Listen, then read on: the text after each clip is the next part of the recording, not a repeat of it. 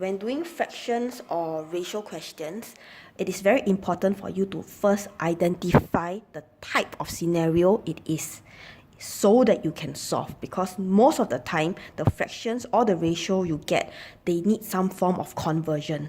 Okay, so let's read this. A, B, C bought a motorcycle and they shared the cost among themselves.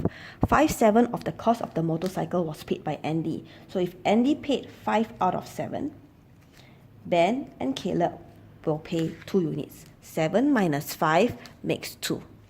Okay, so leave some space. You're going to write some more things here. The rest of the money was contributed by Ben and Caleb. So B, C, 3:5. So according to here. Now, if you notice, right, this is the case of constant categories or repeated identities. What do I mean by repeated identities? It means that, can you see Ben and Caleb appeared here? Ben and Caleb appeared here. So you have to create your own category of Ben and Caleb over here. It will become 8. So since Ben and Caleb, they are the same people, you have to make them the same.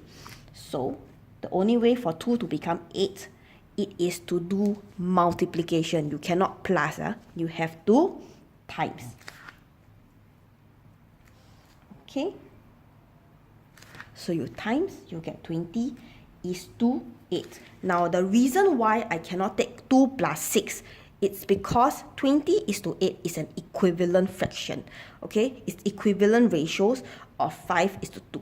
You cannot take and plus 6 and go and plus, because when you go and take 2 plus 6, you are disrupting, and actually what you get after that is no more equivalent ratios anymore. What you are getting is that you actually messed up your whole thing. So always times. Do not make the same by adding. Okay, so once you have done this, so you notice this fraction, the sole purpose of it was for you to identify, and then after that get the actual unit. So the actual units is 20:8, not 5:2. So once you are done with this, you do not need 5:2 anymore. You only need 20:8. Now you let the question guide you. Caleb paid more than Ben. If Caleb paid more than Ben, this tells you to compare Caleb and Ben. So if you see Caleb and Ben, it's here, right? So 5 minus 3 is 2 units. These 2 units will be your $480. So once you have found this, you can find 1 unit. So you take 480 divide by 2 is 240. This is your 1 unit. So now that you have gotten 1 unit, they say what was the cost of the motorcycle.